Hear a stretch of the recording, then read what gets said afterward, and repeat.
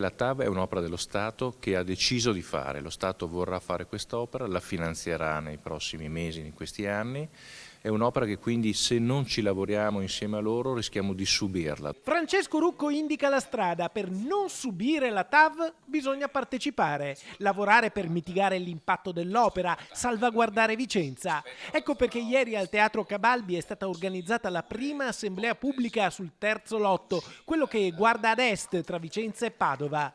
La strategia del sindaco è quella del verbo condividere, da coniugare al passato, al presente e al futuro. L'abbiamo fatto sulla cultura, lo stiamo facendo sulla sicurezza e tuttora in corso e lo faremo sulla TAV. Siamo partiti con questo percorso di partecipazione, sarà un percorso lungo perché la cosa che ho chiesto chiaramente ai vertici dello Stato, di RFI in particolare, è che la decisione deve essere presa dagli enti preposti ma soprattutto dalla cittadinanza. Ma la grande novità è che nel tratto est si punta a incanalare il treno in trincea, cioè in galleria, sottoterra. Questo apre a un'ipotesi ancora molto teorica, non confermata, ma che sarebbe clamorosa. Si potrebbe evitare il salto del Montone, un cavalcaferrovia alto 15 metri e lungo 2 chilometri. La trincea partirebbe poco dopo il bivio di Schio e uscirebbe naturalmente nei pressi del nodo Camisano. L'idea è addirittura quello di portare la galleria oltre i confini, diciamo, di 7K, evitando anche le chiacchiere che sono intervenute su questo presunto scavalco 7K,